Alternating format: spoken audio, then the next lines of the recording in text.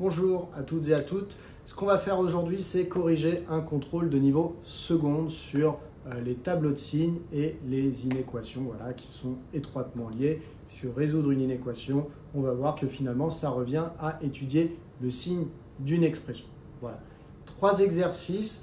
Le premier, c'est 2 inéquations à résoudre. Le deuxième, c'est une situation qui permet d'étudier la position relative de 2 courbes, sur un graphique. Et le dernier exercice, c'est une petite situation contextualisée avec une histoire de bénéfice dans une entreprise. On y va. Alors, dans l'exercice 1, on nous demande de résoudre d'abord l'inéquation suivante, donc l'inéquation qui est là. Et ensuite, question 2, on aura une autre inéquation qui est ici. On y va. Alors, dans la méthode, la première question à vous poser, c'est déjà, dans mon inéquation ici, est-ce que j'ai bien 0 d'un côté? Puisque la méthode qu'on va utiliser, c'est une méthode qui fait intervenir un tableau de signes, ce qui veut dire qu'on s'interroge sur le signe d'une expression. Un signe, c'est être positif ou négatif, c'est donc être plus grand que 0 ou éventuellement plus petit que 0. Donc, première chose à vérifier, c'est qu'on a bien 0 ici pour pouvoir utiliser une méthode d'étude de signes. Ensuite, deuxième chose à vérifier, c'est que ici, l'expression, a comme opération principale des multiplications ou des divisions. En effet, si jamais vous avez une expression, par exemple comme celle-là, 3x au carré plus 8x plus 5 positif, ici, il va être hors de question d'utiliser la méthode du tableau de signes puisque vous avez comme opération des additions. Alors, j'aurais pu mettre une soustraction, c'est exactement pareil. Addition ou soustraction, le tableau de signes ne fonctionne pas. Pourquoi? Parce que dans un tableau de signes, quand vous remplissez la dernière ligne, souvenez-vous, vous dites « Ah, il y a un moins fois un moins, ça donne un plus, etc. » Donc, en fait, vous utilisez les règles des signes. Moins par moins donne plus, moins par plus donne moins, etc., etc. Donc, il est impératif d'avoir des multiplications et des divisions. Donc, maintenant que j'ai observé que dans mon exercice ici, j'ai bien des multiplications, chaque facteur dans la multiplication, donc moins 4, 2x plus 6 et 9 moins 3x, chaque facteur va faire l'objet d'une étude de signes et va occuper une ligne dans le tableau de signes. Voilà, alors j'ai préparé ici mon tableau de signes. Alors j'ai 3 lignes qui correspondent à chacun des 3 facteurs et j'ai la ligne qui est ici qui a un résultat. Alors ici, vous voyez, je n'ai pas la place, j'ai écrit un petit peu en dessous, mais en réalité, ce qu'il y a ici, c'est exactement l'expression qui se trouve là. Donc, je mets chacun des 3 facteurs. Ensuite, on m'a demandé de résoudre dans R. Donc, je vais m'intéresser à tous les x qui sont sur l'intervalle moins l'infini plus l'infini. Et maintenant, il va falloir que je remplisse mon tableau avec des signes, des zéros et des valeurs qui vont venir dans la ligne de x. Donc, la première étape, ça va être de regarder pour chaque ligne, si le calcul qui s'y trouve peut être égal à 0. Donc, premièrement, moins 4. Est-ce que moins 4 peut être égal à 0? Eh bien non, moins 4, c'est moins 4. Donc, pas de valeur pour la ligne moins 4. 2x plus 6. Est-ce que 2x plus 6 peut être égal à 0? On résout donc l'équation 2x plus 6 égale 0. C'est équivalent à dire que 2x est égal à moins 6, ce qui est équivalent à dire que x est égal à moins 6 divisé par 2, c'est-à-dire moins 3. Dans la ligne du dessus, je vais donc devoir placer moins 3. Alors, je me le note ici parce que je ne sais pas encore si je vais le noter plutôt vers la gauche ou plutôt vers la droite. Ensuite, donc pour 2x plus 6, j'ai trouvé qu'il allait avoir un 0 puisque 2x plus 6 vaut 0 quand x vaut moins 3. Pour 9 moins 3x, j'essaie de résoudre du coup l'équation 9 moins 3x égale 0. Ce qui est équivalent à dire que 9 est égal à 3x, ce qui est équivalent à dire que x est égal à 9 divisé par 3, c'est-à-dire 3. Ça veut dire qu'ici, j'ai une deuxième valeur importante à mettre dans cette ligne-là, qui est 3. 3 est une valeur importante pour 9 moins 3x, alors que moins 3 est une valeur importante pour 2x plus 6. Donc, maintenant que je sais les deux valeurs, je place la plus petite en premier, donc moins 3, et la plus grande en deuxième, 3. Moins 3, on a dit que moins 3, il était là parce que 2x plus 6 valait 0 en moins 3. Donc, on fait notre trait, 2x plus 6 vaut 0 si x vaut moins 3. Voilà. par tradition, on prolonge les traits jusqu'en bas. 3, il est là pour 9 moins 3x. Donc, lorsque x vaut 3, 9 moins 3x eh bien, est égal à 0. Enfin, il va falloir compléter maintenant les signes dans les cases. Alors, vous observez qu'il n'y a pas de 0 dans la première ligne, puisqu'on a dit moins 4 ne peut pas être égal à 0. Moins 4 est un nombre qui est toujours négatif. Quelle que soit la valeur de x, comme dans moins 4, vous voyez, il n'y a pas de x, bah, x, il peut valoir ce qu'il veut. Moins 4, c'est négatif. Donc, dans sa ligne, je ne vais voir apparaître que des signes moins. Ensuite, 2x plus 6. 2x plus 6, j'aimerais bien savoir quand est-ce qu'il a un signe positif et quand est-ce qu'il a un signe négatif. Alors, il y a plusieurs manières de savoir ça. La première, c'est d'observer le coefficient directeur ici, si on voit cela comme une expression d'équation de droite, donc de fonction affine. Si on regarde le coefficient directeur, eh bien, on voit qu'il est positif, ce qui veut dire que sur un graphique, eh bien, il y a moins 3 ici. Et comme le coefficient directeur est positif, ça veut dire que la droite d'équation y égale 2x plus 6, eh bien, vous voyez, va ressembler un petit peu à ça. Ce qui veut dire qu'avant moins 3, pour les x inférieurs à moins 3, eh bien, on voit que la droite est placée sous l'axe des abscisses, donc le signe est négatif. Donc là, je vais avoir un signe moins. Et par contre, après moins 3, ce sera toujours positif. Donc là, je vais avoir un signe plus et un signe plus.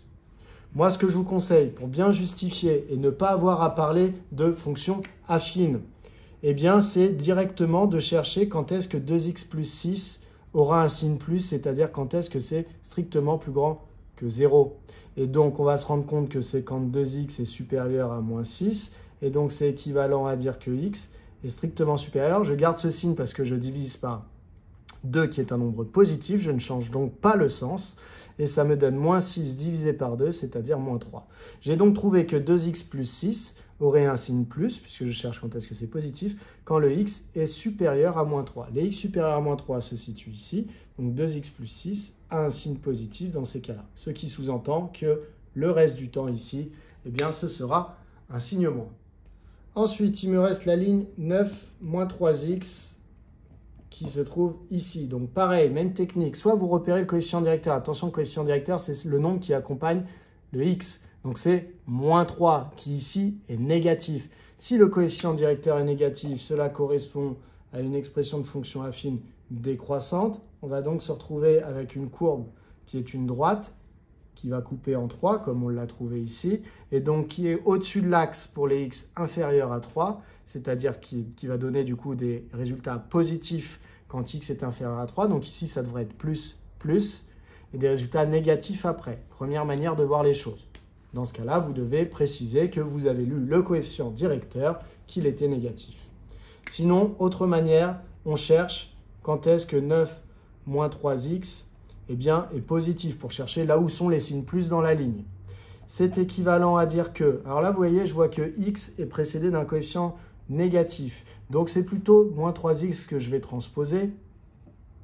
Comme ça, ça me permet que, en le transposant, eh bien, ce soit un nombre positif. Et donc, au moment où je vais faire la division, je n'aurai pas à penser au changement de sens puisqu'il n'y aura pas à changer de sens parce que je divise par un nombre positif.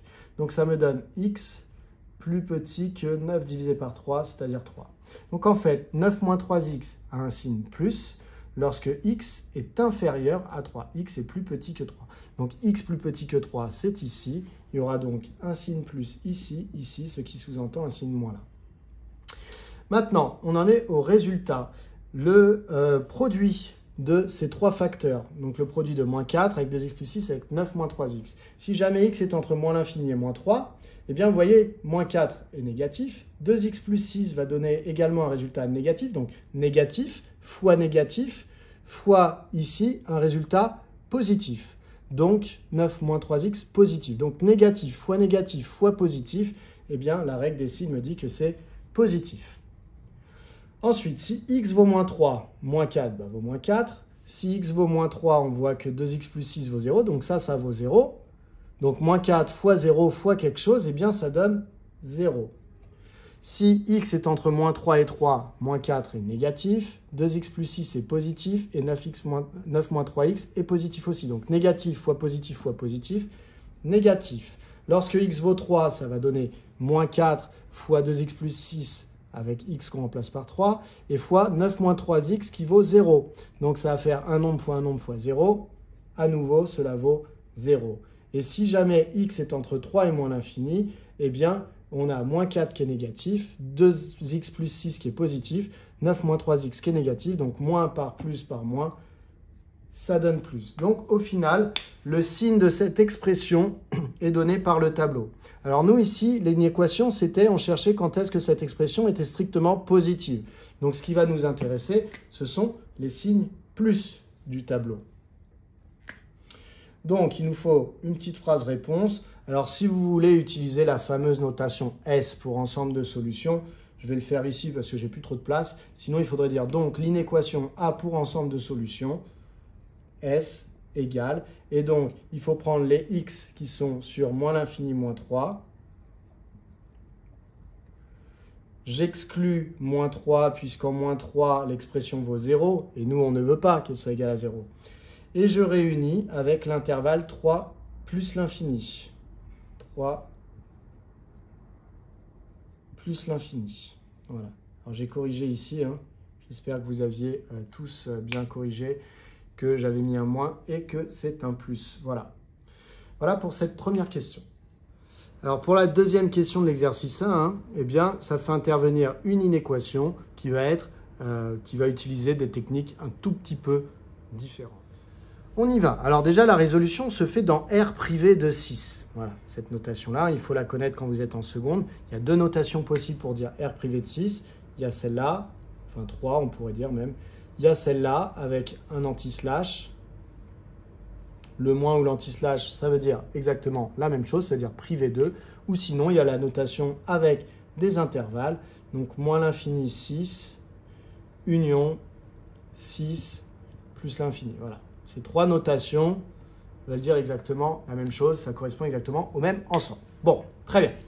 Alors, maintenant, on va essayer de se poser exactement les mêmes questions que dans le petit 1, puisque vraiment la méthode, c'est toujours de se poser une espèce de checklist de questions comme ça. La première question qu'on a, c'est est-ce que dans l'un des deux membres, est-ce que j'ai 0 ?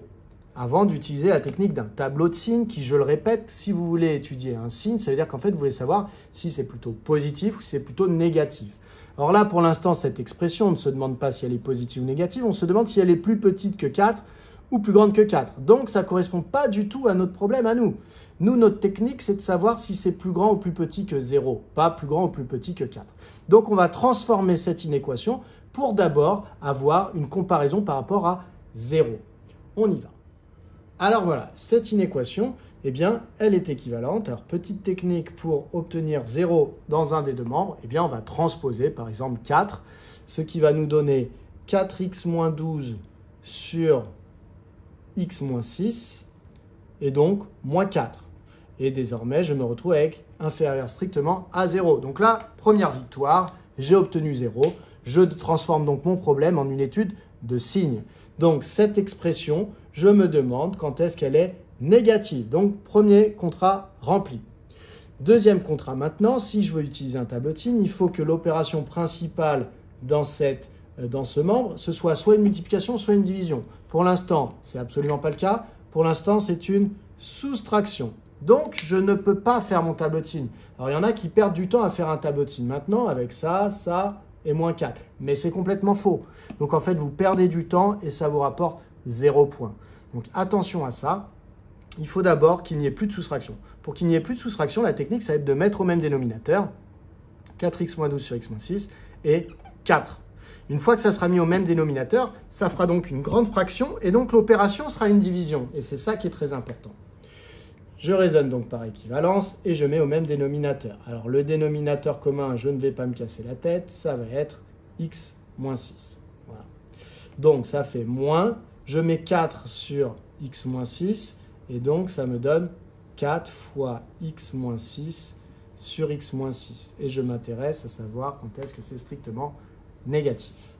Ici, j'obtiens donc une grande fraction, je suis content, avec un dénominateur qui est x moins 6 et un numérateur qui est 4x moins 12.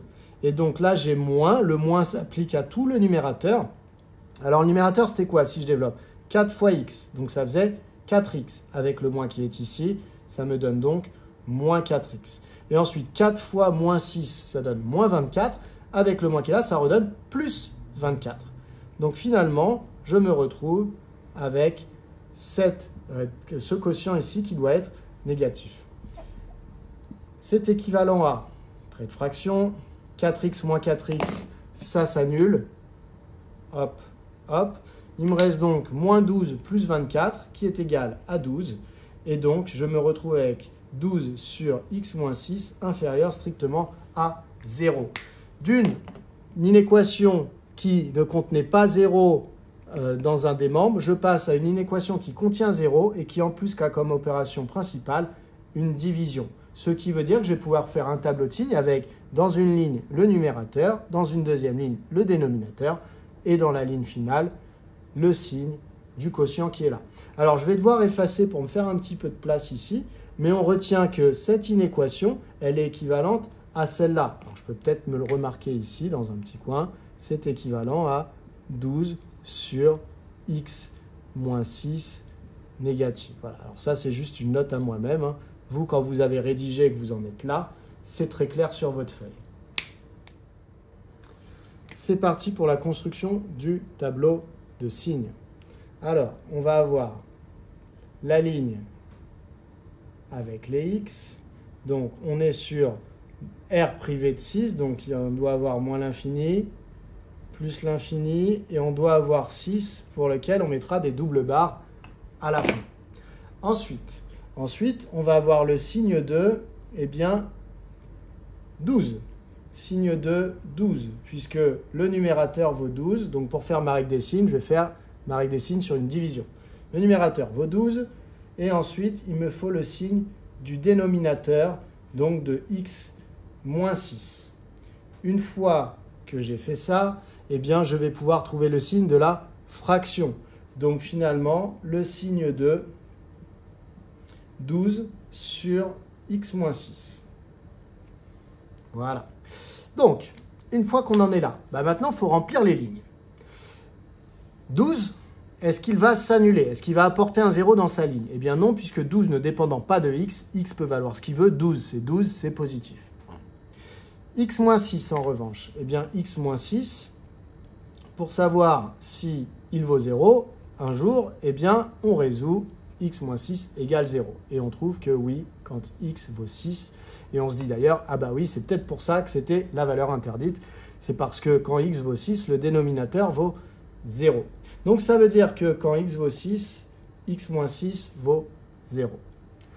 Du coup, ensuite, il faut remplir ici signe moins, signe plus. Comment on fait? Alors, toujours pareil, soit vous parlez du fait que c'est une expression de fonction affine avec un coefficient directeur positif. Coefficient directeur, c'est ce qui accompagne le coefficient qui accompagne le x. Et dans ce cas-là, si c'est un coefficient directeur positif, je refais une fois de plus mon petit graphique, ça veut dire que je vais avoir ici une représentation de la droite d'équation y égale x moins 6 qui va ressembler à ça. Et donc, ça représente une fonction qui est croissante, puisque coefficient directeur positif, ce qui veut dire, vous voyez ici, hein, que pour les x inférieurs à 6, eh bien, la courbe est sous l'axe des abscisses, ce qui veut dire que les résultats vont être négatifs, et pour les x supérieurs à 6, la courbe est au-dessus de l'axe des abscisses, donc les résultats vont être positifs. Donc, si vous parlez du coefficient directeur, vous pouvez dire, voilà, le coefficient directeur vaut 1, il est positif, et donc, ça va faire moins plus. Vous pouvez justifier comme ça. Moi, mon petit conseil, c'est de justifier avec une inéquation. Et donc, on se pose la question à savoir quand est-ce que x moins 6 est plus grand que 0. Si je sais quand est-ce que x moins 6 est plus grand que 0, je sais quand est-ce que x moins 6 est donc positif, et donc je saurai où mettre le plus.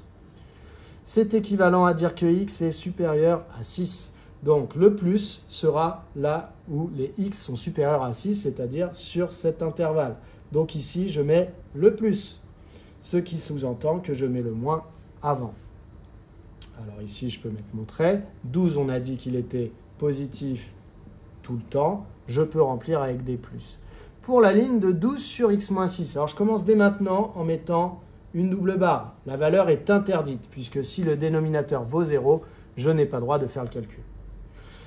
Pour ce qui est des signes, lorsque x est sur l'intervalle moins l'infini 6, 12 est positif, donc le numérateur est positif, et je divise par un nombre x moins 6 qui lui est négatif. Donc un nombre positif divisé par un nombre négatif, ça nous donne un nombre négatif. Si le x appartient à l'intervalle 6 plus l'infini, on a donc 12 qui est positif et qui est divisé par x moins 6 qui est à ce moment-là un nombre aussi positif. Donc un nombre positif divisé par un nombre positif, cela donne un résultat positif. Donc vous voyez, j'ai fait le tableau de signes de 12 sur x moins 6. Et seulement maintenant, je m'intéresse au fait que nous, on voulait savoir quand est-ce que 12 sur x moins 6 était strictement négatif, puisque ça revient à savoir quand est-ce que ça est strictement plus petit que 4. Donc, vu que je veux savoir quand est-ce que c'est strictement négatif, je m'intéresse au moins du tableau de signes. Et donc, je conclus que l'ensemble des solutions que je vais noter S, normalement, il faudrait faire une petite phrase, hein, donc l'ensemble des solutions est S égale, et donc, il faut que x soit sur l'intervalle moins l'infini 6, donc moins l'infini 6, en excluant 6, qui est une valeur interdite. Voilà pour cette question 2. Alors, on peut passer à l'exercice 2. Donc, l'exercice 2, hein, ça utilise notamment un graphique. Et donc, on va essayer de confirmer ou pas, ou d'infirmer, eh bien, des résultats qu'on peut lire sur le graphique qui est là. Donc, on nous prévient, on nous dit sur le graphique, si contre ont été représentés les courbes représentatives CF et CG de deux fonctions f et g qui sont définies sur l'intervalle moins 3, 5. Effectivement, ça, c'est quelque chose que vous devez savoir faire en seconde. Observez ici un graphique et voir l'ensemble de définitions. Vous voyez qu'ici, eh bien, la courbe correspond à la plus petite abscisse, c'est moins 3, la plus grande, c'est 5. Après, la courbe n'existe pas, ce qui est bien cohérent avec le fait que les fonctions f et g sont définies sur l'intervalle moins 3, 5. Voilà. On vous donne les expressions des fonctions. f de x, c'est x au cube, g de x, c'est 4x au carré. La première question qu'on vous demande, c'est de déterminer graphiquement, donc juste en observant le graphique, les positions relatives des courbes CF et CG. Alors, on n'hésite pas à faire un petit zoom, et donc, parler des positions relatives des courbes CF et CG, c'est dire qui de CF ou CG est au-dessus de l'autre. Voilà. Donc, typiquement, ici, on va repérer que la courbe rouge, vous voyez, elle est au-dessus de la courbe bleue sur l'intervalle moins 3, 4, et que sur l'intervalle 4, 5, eh bien, c'est la courbe bleue qui est au-dessus de la courbe rouge. Donc, la courbe bleue, c'est CF. Donc, je vais dire que CF est au-dessus de CG sur l'intervalle 4, 5, et que CG est au-dessus de CF sur l'intervalle moins 3, 4. Alors, souvent, la question que vous me posez, c'est qu'est-ce qui se passe là où ça se coupe? Là où ça se coupe, vous pouvez l'intégrer dans les deux intervalles, ça pose aucun problème. Quand on dit au-dessus ou en dessous, c'est au sens large. Donc, si jamais ça se coupe, vous pouvez considérer à la fois que CF est au-dessus de CG, mais aussi que CG est au-dessus de CF. Si par contre, on vous avait dit est strictement au-dessus de, là, il faudrait faire attention au point où les courbes sont séquentes. J'écris mes phrases sur mon tableau. Donc, premièrement, sur l'intervalle 4, 5, eh bien, la courbe CF est au-dessus de la courbe CG. Et je vais dire du coup que sur l'intervalle, eh bien, cette fois-ci, moins 3, 4, eh bien, c'est le contraire. Alors, soit vous dites que du coup, c'est CG qui est au-dessus de CF, soit vous dites, si vous voulez garder CF en premier, que CF est en dessous de CG.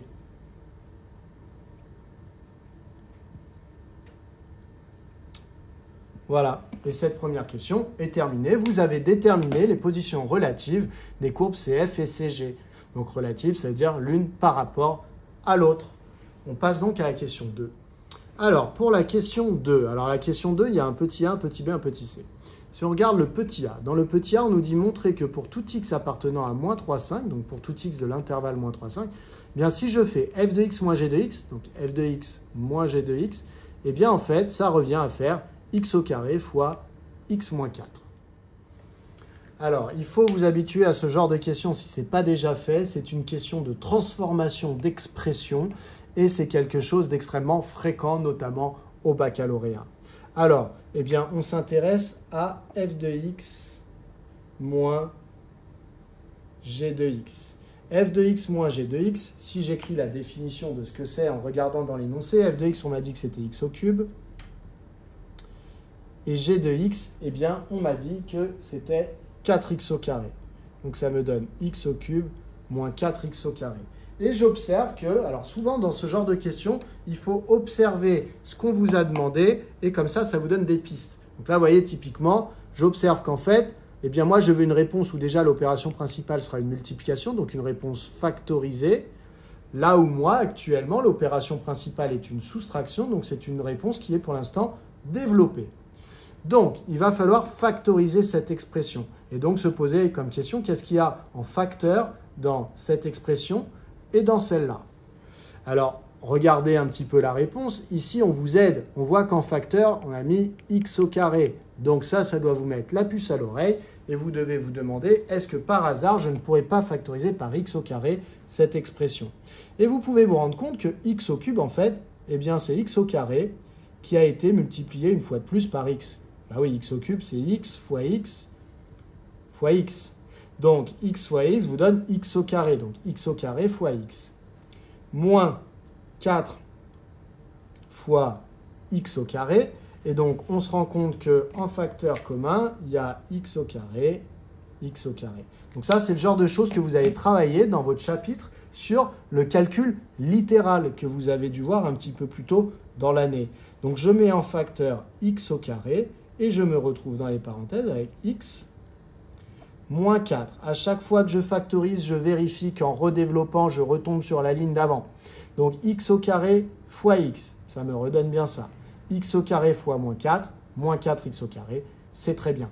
Et j'ai démontré ce qu'on me demandait de démontrer. Donc voilà une manière de rédiger ça. J'aurais pu imaginer une autre manière. Donc ça, on va dire, c'est méthode 1. La méthode 2, c'est plutôt de partir de la fin. Méthode 2, ce serait de partir de la réponse qu'on nous a donnée. Attention, sans dire que ça fait f de x moins g de x, pour l'instant, j'en sais rien. Et de dire, voilà, je pars de x au carré fois x moins 4. Si je développe, ça fait x au carré fois x, ça fait x au cube, moins x au carré fois 4, donc 4x au carré. Et je me rends compte que x au cube n'est autre que f de x, et que 4x au carré n'est autre que g de x. Donc finalement, x au carré fois x moins 4 est égal à f de x moins g de x. Voilà, ça c'est une deuxième méthode pour démontrer cette question 2. On passe à la 3. Alors quand je dis la 3, c'est surtout à la 2b. Pas de question 3 dans cet exercice. Donc 2b, étudier le signe de f de x moins g de x sur l'intervalle moins 3, 5. Donc on va devoir étudier le signe qui est là. Qui dit étude de signe en mathématiques dit 3 fois sur 4, tableau de signes. Donc on va essayer de faire un tableau de signes de f de x moins g de x. Alors, quel est le premier réflexe qu'on pourrait avoir? On pourrait se dire, je veux le signe de f de x moins g de x. Bon, j'écris ce que c'est qu'f de x moins g de x. C'est x au cube moins 4x au carré. Et essayer de trouver le signe. Il y a des élèves qui ont fait ça pendant le contrôle. Eh bien, ensuite, ils ont dit, du coup, je vais chercher le signe de x au cube et je vais chercher le signe de moins 4x au carré. Oui, mais l'erreur qu'ils font, c'est que l'opération, une fois de plus, est ici une soustraction et absolument pas une multiplication ou une division. Donc, le tableau de signes ne vous est d'aucune utilité. Le tableau de signes utilise la règle des signes, qui est vrai que dans les multiplications et les divisions, moins par moins donne plus par moins donne moins, etc. Tant qu'il y a une soustraction, ça ne fonctionne pas.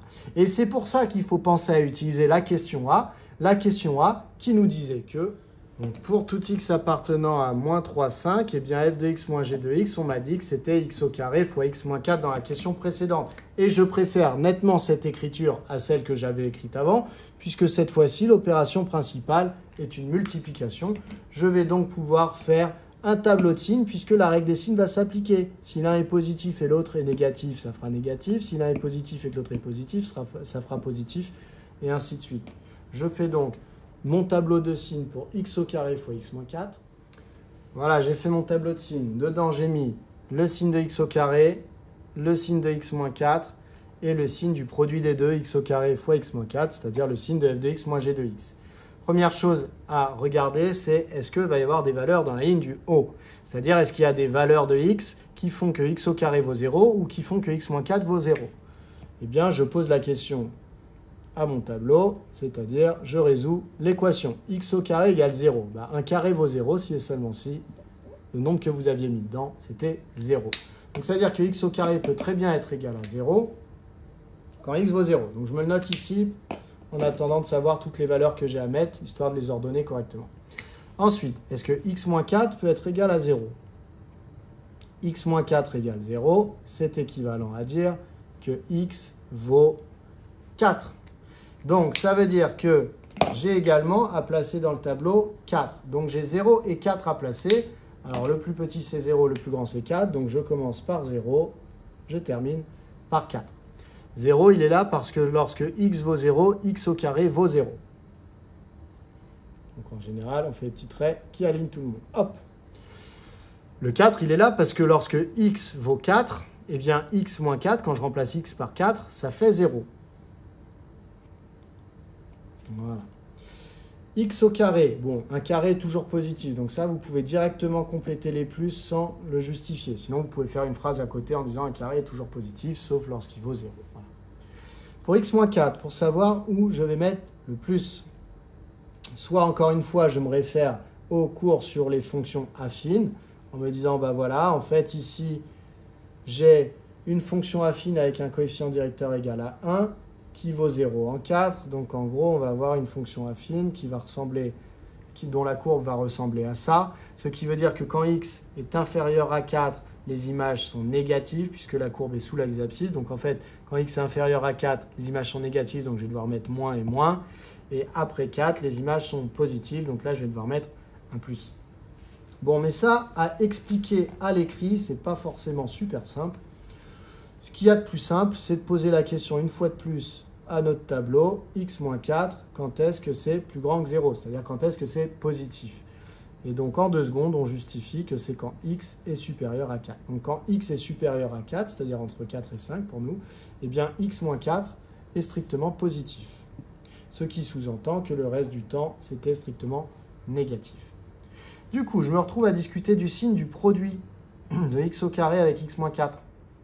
Alors, si jamais on prend x entre moins 3 et 0, x au carré est positif, donc lui est positif, x moins 4 est négatif, donc ça c'est négatif, donc ça fait un nombre positif fois un nombre négatif, ça donne un nombre négatif. Si jamais x vaut 0, bah si x vaut 0, x au carré vaut 0, donc ça vaut 0, lui il peut valoir ce qu'il veut, 0 fois quelque chose, 0. Si x est sur l'intervalle 0, 4, x au carré est positif, x moins 4 est négatif. Donc, à nouveau, on peut dire que le produit des deux sera négatif. Si x vaut 4, cette fois-ci, bah, x au carré, ça ne fera pas 0. Hein, x au carré, ça fera 4 au carré, ça fera 16. Par contre, x moins 4, si x vaut 4, ça vaut 0. Donc, ça fera 16 fois 0, ça fera 0. Et enfin, si x est sur l'intervalle 4, 5, x au carré est positif, x moins 4 est positif. Donc, plus fois plus, plus. Voilà pour le tableau de signes de cet exercice 2, question 2b. Alors, vous pouvez tout à fait faire des phrases de conclusion après, en disant, voilà, bah, en fait, f de x moins g de x, c'est négatif au sens large sur moins 3, 4, et c'est positif au sens large sur 4, 5. Voilà. Quand je dis au sens large, c'est ou égal à 0.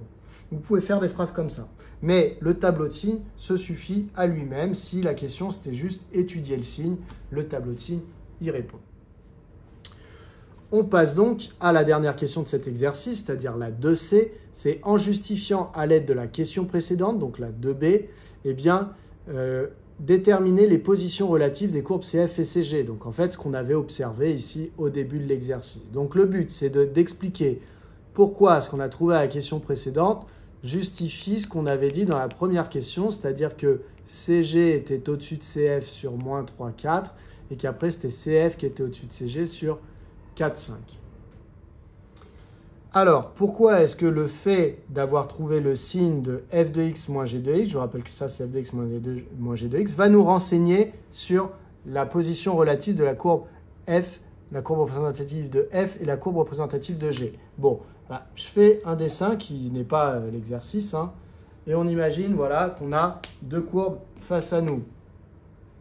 Une courbe représentative d'une fonction f et une courbe représentative d'une fonction g. Alors là, de manière évidente, ici, vous voyez sur mon graphique que la courbe CF est au-dessus de la courbe CG. Bon, bah, comment on peut s'en rendre compte? Pourquoi est-ce qu'elle est au-dessus CF? Bah, tout simplement parce que si je me fixe un x, eh bien, l'image par la fonction g va se lire ici. Ce sera g de x que je vais lire si je me suis fixé un x. Alors que si je monte jusqu'à la courbe CF, ce que je vais lire sur l'axe des ordonnées, c'est f de x. Donc en fait, la courbe CF est au-dessus de la courbe CG lorsque pour un x, f de x est plus grand que g de x. Et inversement, hein, CF sera en dessous de CG si pour un x donné, f de x est inférieur à g de x. Donc en fait, trouver la position relative de courbe, c'est comparer l'image d'un x pour la fonction f et pour la fonction g. Savoir lequel des deux est le plus grand. Celui qui est le plus grand donnera une courbe au-dessus de l'autre. Pour savoir qui de deux nombres est le plus grand en mathématiques, bien souvent on fait la soustraction entre les deux. Si je fais la soustraction de f de x moins g de x, eh bien, j'ai deux possibilités. Soit le résultat que je trouve est positif, ce qui veut dire que, vous voyez, je n'ai pas retiré assez pour faire devenir négatif, c'est-à-dire que lui est plus grand que lui. Donc si ce résultat est positif, eh bien ça veut dire que c'est f de x qui est plus grand que g de x, et donc la courbe CF qui est au-dessus de la courbe CG. Si en revanche je trouve que f de x moins g de x est négatif, ça veut dire que j'ai retiré plus que ce que je n'avais, puisque mon résultat est négatif, et donc ça veut dire que c'est g qui est plus grand que f. Ce qui voudra dire que, ça inverse, c'est la courbe de g qui est au-dessus de la courbe de f. Et c'est là que c'est intéressant, mon tableau de signes ici de f de x moins g de x, c'est que je sais quand est-ce que f de x moins g de x est négatif. C'est sur, alors si je fais au sens large, c'est sur l'intervalle moins 3, 4. Et donc je sais que sur l'intervalle moins 3, 4, c'est g de x qui va être plus grand que f de x. Ce qui veut dire que c'est la courbe de g qui va être au-dessus de la courbe de f. Et sur l'intervalle 4, 5, eh bien c'est cette fois-ci le contraire. f de x moins g de x donne un résultat positif, ce qui veut dire que c'est f de x qui est plus grand que g de x, ce qui veut dire que c'est la courbe de f qui va être au-dessus de la courbe de g. Voilà. Donc voilà comment d'un tableau de signes, on va pouvoir déduire la position relative des deux courbes. Alors, comment on rédige ça proprement? Parce que ce que j'ai pu voir sur des copies, en général, il manque un petit peu des arguments. Alors, même si on met tous les points parce qu'on est tolérant et bienveillant, il y a quand même une version qui est correcte. Ça va être celle que je vais vous donner ici. Donc, on va dire sur l'intervalle moins 3, 4, eh bien, f de x moins g de x est inférieur ou égal à 0. Et donc, on en déduit que, alors vous pouvez passer par l'étape f de x et vous transposez g de x, donc f de x plus petit que g de x. Si vous voulez, on le met. Donc, f de x est plus petit que g de x. Et ça, on le traduit graphiquement par le fait que la courbe représentative de f est en dessous de la courbe représentative de g. Donc, sur moins 3, 4, eh bien, on va dire tout simplement CF, la courbe CF est en dessous de CG. Et maintenant, on va parler de l'intervalle 4, 5 exactement de la même manière. Du coup, ça donnerait sur 4, 5, f de x moins g de x, cette fois-ci, est positif, ce qui veut dire en transposant g de x que f de x est supérieur à g de x. Donc sur 4, 5, la courbe représentative de f est au-dessus de la courbe représentative de G. Voilà pour cet exercice 2. Alors, l'exercice 3, donc on nous dit le bénéfice d'une entreprise qui fabrique des lunettes est modélisé par la fonction B. B comme bénéfice, hein. Défini pour tout x appartenant à 2, 8 par B de x égale x moins 3 fois 14 moins 2x. Alors déjà, première remarque, hein, vous devez voir qu'ici on a une forme qui est factorisée, l'opération principale est une multiplication. C'est assez pratique pour les tableaux de signes. Donc ça à garder en mémoire. Bon. Ou x, c'est le nombre de paires de lunettes fabriquées et vendues, qui est exprimé en milliers d'unités. Ce qui veut dire, exprimé en milliers d'unités, ça veut dire que par exemple, si x vaut 2, ça correspond à 2000 paires de lunettes vendues, puisque ça fait 2 milliers d'unités. B de x est le bénéfice réalisé par l'entreprise, exprimé en dizaines de milliers d'euros. Donc là, cette fois-ci, si B de x vaut 3, c'est-à-dire que ça fait 3 dizaines de milliers d'euros, c'est-à-dire en fait ça fait 30 000 euros, pour x milliers de paires de lunettes fabriquées et vendues.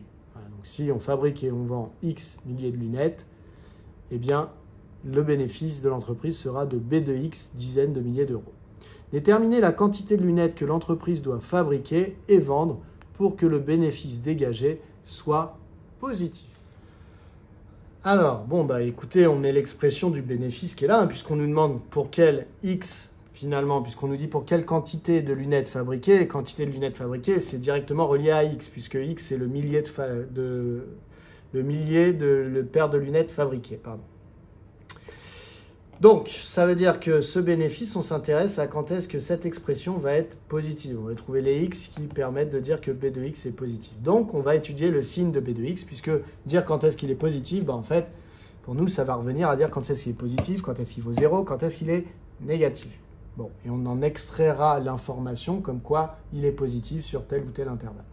Donc, tableau de signes de cette expression. Donc, je répète, hein, elle est factorisée. Donc, ça veut dire que la moitié du job est déjà fait, puisqu'il faut une expression factorisée pour utiliser un tableau de signes. Donc, je répète encore une fois pourquoi on veut une expression factorisée pour faire un tableau de signes. Pour ceux qui regardent que la correction de cet exercice 3 là, eh bien parce qu'on veut utiliser la règle des signes dans le tableau de signes. On dit que plus et plus, ça fait plus. Plus et moins, ça fait moins. Bah, ça, en fait, c'est parce qu'on a des multiplications. Un nombre positif fois un nombre positif, ça fera un nombre positif. Un nombre positif fois un nombre négatif, ça fera un nombre négatif. Un nombre négatif fois un nombre négatif fera un nombre positif, et ainsi de suite. Donc, la règle des signes ne s'applique que dans les multiplications et les divisions. C'est pourquoi on est extrêmement content d'avoir une multiplication pour pouvoir faire un tableau de signes. Si ça n'était pas une multiplication, il serait hors de question de faire un tableau de signes. Donc, une ligne pour x-3, une ligne pour 14-2x, donc x-3, 14-2x, et du coup, la ligne pour b de x, le résultat. On se demande pour chacune des lignes, est-ce que, par hasard, eh bien, l'une des expressions s'annule, c'est-à-dire vaut 0. Pour cela, on résout les équations. Est-ce que x-3 égale 0 ? Bah, dire que x-3 vaut 0, c'est équivalent à dire que x vaut 3. Donc oui, x-3 s'annule, il s'annule quand x vaut 3. Donc je me le note dans un petit coin. 3, va falloir que je le cale là-haut. Mais j'ai besoin de connaître toutes les valeurs avant de commencer à écrire là-haut. 14 moins 2x, est-ce qu'il vaut 0 un jour ? 14 moins 2x. Alors, vous pouvez isoler moins 2x, mais vous pouvez aussi transposer moins 2x afin d'obtenir un signe plus. Hein. Bon. Ici, quand on regarde égal à 0, ça n'a pas une grande utilité. Bon, l'essentiel, c'est que vous arriviez à isoler x. Donc, du coup, ça me donne 14 égale 2x, et donc x égale 14 divisé par 2, c'est-à-dire 7. Donc voilà, la deuxième valeur que j'ai à caler dans le tableau, c'est 7. Donc il y a 3 et 7. Maintenant que je les connais, je sais qu'il y a ces deux-là, je sais qui est la plus petite, donc ça me permet de l'écrire en premier ici, et la plus grande en deuxième, pour que ce soit par ordre ici croissant, du plus petit au plus grand. x-3, eh bien x-3, on vient de dire qu'il valait 0 quand x vaut 3. Donc on met un 0 quand x vaut 3. 14 moins 2x, on a dit que ça valait 0 quand x vaut 7. Donc quand x vaut 7, on met un 0 dans la ligne de 14 moins 2x. Je prolonge les traits juste par pur esthétisme. Hein, ça sert pas, on pourrait très bien ne pas le faire. Et donc ensuite, on va remplir les cases avec des signes. Donc soit vous remplissez en faisant explicitement sur votre feuille mention du fait qu'on est face à des fonctions affines. Et que du coup, il suffit de regarder le coefficient directeur qui vaut 1 ici et qui vaut moins 2 ici. Le coefficient directeur, c'est le coefficient qui accompagne x. Lorsque le coefficient directeur est positif, ça va donner moins plus. Et quand le coefficient directeur est négatif, ça va donner plus, moins. Alors attention, vous ne pouvez pas changer de signe ici s'il n'y a pas de 0. Ça n'a pas de sens. On change de signe. Quand vous changez de signe, quand vous passez de positif à négatif ou de négatif à positif, c'est que vous êtes passé par 0. Pensez à des températures. Si aujourd'hui il fait une température négative et que demain il fait une température positive, bah, entre les deux, il y a bien un moment où il a fait 0 degré. Donc ça ne peut pas changer de signe s'il n'y a pas de 0. Ça, je le répète parce que je le vois dans des copies. Du coup, x-3. Donc soit vous expliquez le coût des fonctions affines, soit... Moi, c'est mon conseil, c'est de résoudre l'inéquation. On cherche quand est-ce que x-3 va être positif. Donc là, on va mettre un plus en cherchant quand est-ce que x-3 est donc plus grand que 0. Ce qui est équivalent à dire que x doit être plus grand que 3. Si x est plus grand que 3, eh bien x-3, on vient de dire que c'était positif. Donc ça veut dire plus et plus ici. Ce qui sous-entend qu'avant, c'est un moins. On retrouve ce qu'on a expliqué avec les fonctions affines. Pour 14 moins 2x, bah même combat, hein, je vais faire une petite inéquation. Je me demande quand est-ce que 14 moins 2x est positif. Alors des fois, j'ai des élèves qui me disent, mais pourquoi vous faites toujours plus grand que 0 et pas plus petit que 0 ? Vous pouvez tout à fait faire avec plus petit que 0. Ça veut dire que vous êtes en train de chercher quand est-ce que 14 moins 2x, cette fois-ci, est négatif. Alors, ce n'est pas un problème. Si vous trouvez là où c'est négatif, bah, vous mettrez les signes moins là où vous avez trouvé et le reste du temps, vous mettrez des plus. Alors que si on fait comme je fais, c'est-à-dire on cherche là où il y a des plus, bah on va d'abord mettre les plus dans le tableau et puis le reste du temps, on mettra des moins. Alors, je transpose 2x plutôt que de le garder à gauche. Parce que de l'avoir transposé, ça me permet d'avoir un nombre positif. Et donc, je sais que comme je suis un petit peu étourdi, au moment où je vais diviser par le coefficient, s'il est négatif, bah, il y a une chance sur 2 pour que j'oublie de changer le sens. Parce que vous savez, quand on divise par un nombre négatif, on doit changer le sens. Alors que si ici, j'ai transposé et que je m'arrange pour avoir un coefficient positif, eh bien, désormais, je peux diviser par 2. Je ne change pas le sens puisque 2 est positif. 14 divisé par 2, ça nous donne 7. Donc, je vais avoir un signe plus quand x est en dessous de 7. Donc, en dessous de 7, c'est sur 2, 7. Signe plus. Et signe moins, après, du coup, c'est sous-entendu. Si x est sur l'intervalle 2, 3, de quel signe est le produit x-3 fois 14 moins 2x? Donc, x-3, lui, sera négatif, le tableau me dit. Donc, ça donnera un résultat négatif. Et 14 moins 2x donnera un résultat positif. Donc, ça fera un nombre négatif fois un nombre positif. Le résultat sera donc négatif. Si x vaut 3, x-3 vaut 0. Donc, ça vaut 0. Ça peut valoir ce que ça veut. 0 fois quelque chose, 0.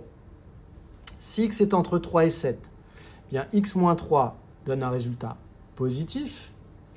14 moins 2x donne aussi un résultat positif. Donc, si je multiplie un nombre positif avec un nombre positif, on obtient un nombre positif. Si x vaut 7, x-3, bon, ça vaut quelque chose, ça vaut ce que ça veut. Hein. Alors, vous pouvez remplacer réellement si ça vous fait plaisir. 7 moins 3, ça fait 4. Bon. Mais en gros, ça donne quelque chose de positif multiplié par 14 moins 2x. Si x vaut 7, ça vaut 0. Donc, ça fait quelque chose fois 0, ça donne 0. Et enfin, si x est sur l'intervalle 7, 8, x-3 est positif, 14 moins 2x est négatif, donc ça fait un nombre positif fois un nombre négatif, on obtient un nombre négatif. Alors maintenant, on va quand même répondre à la question, hein, puisque c'est le but. On nous demandait quand est-ce que, pour quelle quantité produite, eh bien, on va avoir un bénéfice qui va être positif. Donc, positif au sens large. Si on dit positif au sens large, eh bien, ça fait pour des x compris entre 3 et 7. Voilà, on peut répondre comme ça, typiquement. Alors, j'efface un petit peu pour pouvoir faire ma ligne. Donc, le bénéfice sera positif pour une quantité de lunettes comprise, alors c'est la quantité qui est comprise, hein, entre... Donc, on a dit 3 et 7, mais 3 et 7, ce n'est pas 3 paires de lunettes et 7 paires de lunettes. Hein. On regarde dans l'énoncé, on nous avait dit que c'était des milliers de paires de lunettes. Donc, entre 3 milliers, donc ça fait 3000, et 7 milliers, donc 7000, paires, voilà, paires, tout simplement. Je vérifie si ma phrase est française. Le bénéfice sera positif pour une quantité de lunettes comprise entre 3000 et 7000 paires. Voilà, ou 3000 et 7000, vous pouvez mettre aussi unité. Les deux passent. Alors, si jamais vous considérez que le bénéfice, en fait, quand il vaut 0, c'est que ce n'est pas un bénéfice et vous voulez du coup du strictement positif. Vous pouvez aussi répondre que du coup, c'est pour une quantité de lunettes comprise entre, il faut fabriquer 3001 paires de lunettes jusqu'à 6999 paires de lunettes. Voilà, puisqu'effectivement, on ne peut pas produire 3000,5 paires de lunettes. Voilà. Donc, dans ce cas-là, vous pouvez aussi répondre ça. Voilà, on en a fini avec ce sujet. Donc, j'espère que maintenant, tout est à peu près clair dans votre tête. C'est vraiment un chapitre qui est extrêmement important si vous voulez aller en spécialité mathématiques en classe de première. Voilà. Donc, travaillez bien et faites-en. Il faut être très au point là-dessus. Vous allez beaucoup vous en servir l'année prochaine. À bientôt.